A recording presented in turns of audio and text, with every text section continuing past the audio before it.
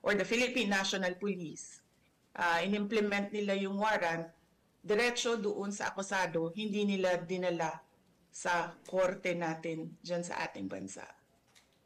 Tama po. At yan ang pinag-uusapan namin kanina ni Executive Director Alcantara ng Transnational Crime na ang pinadala lamang ay isang diffusion.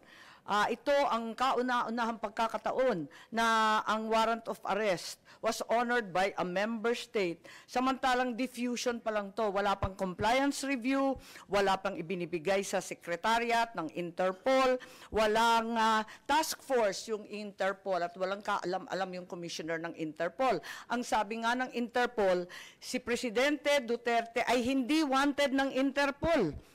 Wanted daw siya ng ICC. Pinadala lang daw sa kanila. As a matter of fact, under Article 97, Section 4 of Interpol's own rules on the processing of data, it is very clear that there are so many requirements before any action can be taken. Kung pwede, ipakita natin ang itsura ng isang diffusion versus isang red notice. Ibang-iba po yun. Ni walang red notice at yung diffusion, parang sabi nga ni VP, parang tinimbre lang sa mga kasama sa Interpol ng mga miyembro. Hindi dinaan sa mismong review. So, nais natin pag-usapan at tanungin kay Executive Director. Tama po ba yun? Diffusion is something not yet verified per the articles on processing data. Tama po ba yun? Kasi yan ang rules ng Interpol, hindi po ba? Ang diffusion po ay sa Article 97 ng Rules on Processing of Data is a standardized request Tama. to arrest, detain, or restrict movement Right. of accused. Tama, pero hindi pa siya verified, hindi pa siya naimbestiga, at hindi pa nailalagay bilang opisyal. Wala pang task force, wala pang compliance review. Pero hindi po ibig sabihin noon na wala siyang value.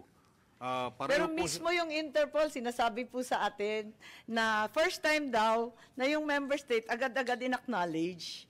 Wala pa namang kaalam-alam. Ang mismong Interpol Secretariat, walang kamuang-muang kasi between states lang to, ICC lang at Interpol.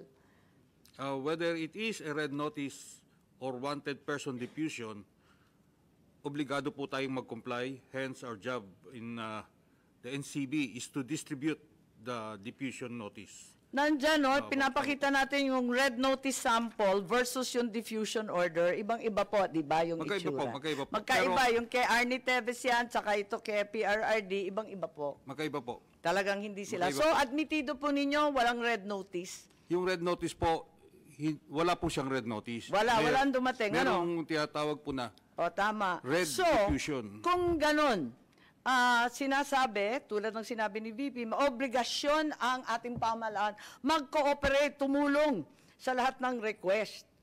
Yung request, hindi naman ang galing sa Interpol Pinapaliwanag nga ng Interpol. Hindi naman amin wanted yan. Ang sinasabi, Philippines is obliged to cooperate when in fact it came from ICC. Paulit-ulit tayo kanina sa ICC, walang jurisdiction dito sa Pilipinas. Ba't natin kinikilala?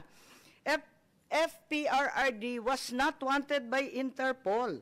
It was neither verified or approved. Hanapin mo sa buong database ng Interpol, walang lumalabas. Hanggang ngayon, it's not there. Read out the email address from the letter. Nakita mo yung letter? ICC ang nakasulat. Walang Interpol kahit sa mismong diffusion. Anong obligasyon ng Pilipinas? Kapag hindi tayo nag-comply sa isang diffusion, anong mangyayari sa atin? Hindi na tayo bahagi ng Interpol? Paparusahan tayo? May parusa po ba? Not necessarily. Hindi po ganon. Kapag diffusion, what will happen? Gaya po na nasabi ko kanina, ang diffusion po at requesting for looking for wanted persons, pareho lang po na ng red notice. Hindi po pareho yun. Ang liwanag nito. Ang pagkakaiba po niya. Kababasa mo lang ng Article 97, pambihira ka naman, sir. May pagkakaiba nga po kaya kasi nga, yung red notice has to be processed by the pero di ba yung kay notices. Congressman Arnie Teves, red notice na. Ayan, dinadaan pa rin sa proseso ng maliit at mahirap na bansa katulad ng Timor-Leste. Ayaw pa rin nila pumayag dahil ang sabi nila, dadaan muna ito sa korte natin. Ngayon tayo, lumundag tayo sa diffusion. Ano bang commitment natin? Anong mangyayari sa atin? Sinabi na natin, ICC has no jurisdiction. Tapos, ICC warrant has no effect. Tama ba yun? E di ano ngayon yung Interpol? May obligasyon ba tayo sa Interpol? Diffusion pa lang to. Obligado po. Obligado. Bakit obligado? Anong mangyayari kung di tayo sumunod? Katulad din po yan ng mga ibang red notices na hindi natin nakukuha, but obligado rin po tayo. Ano nga mangyayari? Anong parusa? Papaluin ba tayo? Tatanggalin ba tayo sa Interpol? Iisnabi na tayo ng buong kapulisan ng buong mundo? Hindi ko po masasagot yung gagawin ng Interpol sa atin, but masasabi ko po we have to comply with both the diffusion and the red notice. You have to. We need to. At we the need risk to. of what sanction? We need to. We need to. Ayan po yung kwan eh. We Okay. exert our maximum effort to comply with those requests. Nakakagulat lang po dahil kasi eto nga may obligasyon daw pero diffusion lang to at sabi ng Interpol first time daw nga nila na diffusion pa lang lumundag na at inaresto na kagad. Pero parang hindi naman to biglaan kasi General Marbil may memo kayo ng March 10, di po ba? May memo kayo sa kapulisan na mag-mobilize na agad-agad. Libo-libong pulis ang pinamobilize kahit hindi pa ninyo alam na may warrant. Sabi ninyo, hindi ninyo alam Asan yung memo? Nariyan kanina, di ba? Aalala po ba ninyo yung memo na yan? But anyway, ma'am, Hindi, yung memo, tama po ba yan o mali yung binigay sa amin? 10 po ang nakasulat na date. Tama po ba yan? ma'am, tama po yan, no? Madam Chair, no? Ang preparation namin, although sabi ko nga, narinig po namin na there will be possible na lumabas po yung warrant, based on sa mga dumadating na news, it's standard procedure po ng PNP na mag-prepare po in case that's a part of our planning process. Libo-libo ang minobilize na kapulisan gumastos ang buong pamahalaan para lamang sa isang chismis galing sa Hong Kong.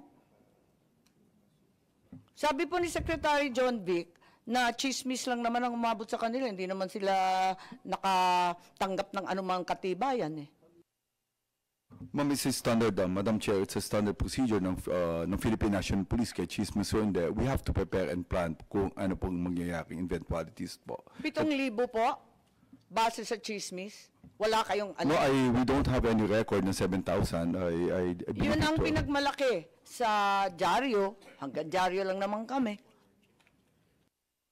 Ma'am, wala po kami nilalabas ng ganong karaming tao. I guess it's more of pinapilaki. But I doubt, with this number, ito lang po yung nilabas po namin tao.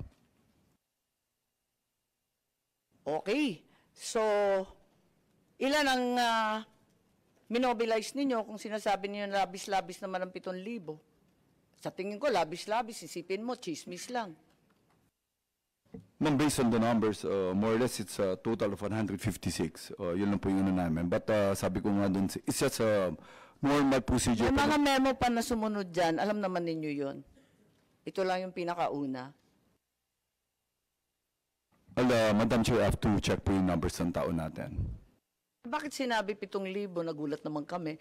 Okay lang, pero mabalik dito sa ICC warrant, walang red notice at pati yung Timor-Leste, inisnab yung red notice, ang atin lang diffusion. Sa diffusion, ang liwaliwanag, kailangan extradition, kailangan in conformity with national laws. I think we've established that and without pounding it into the ground, can we ask now, ipakita muna natin ang video ni Secretary Remulla or yung transcript dun sa budget hearing po nung nakaraang taon. Ang liwaliwanag po at maganda po ang paliwanag ni Secretary Remulla Boying. Opo.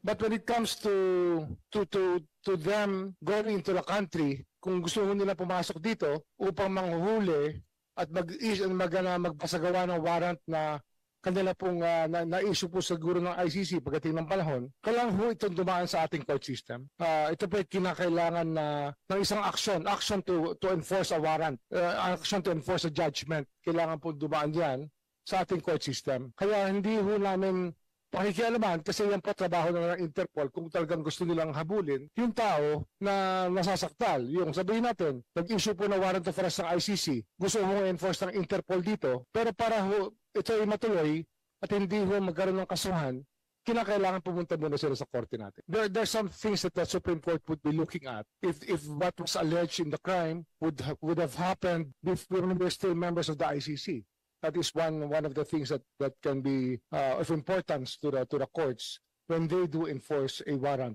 or if they will actually allow a warrant to be served in our country from an international tribunal. Ang problema nga ho ay meron pong sinasabi yung mga kaibigan natin na well-meaning naman. May 200 families daw na gustong magreklamo pero ang hawak daw nila 8. Pero sa 8, ang makakausap nyo 2 lang. Tapos yung 2 pa, wala pa ibibigay na totoong ebidensya. Napakahirap po talaga maghabol. Ang yung nag-hearing po ang Human Rights Committee ng Kongreso tungkol dito. At ang lumalabas po talaga, yung mga nangyari po kasing EJK nung panahon na yon, ay wala hong police report eh. Walang police blotter, wala hong record. Kaya napakahirap po maghabol talaga. Ayun. Napakaliwanag at napakaganda ng paliwanag ni Secretary Boying na sa ICC man yan, Interpol man yan, dadaan yan sa Korteng Pilipino.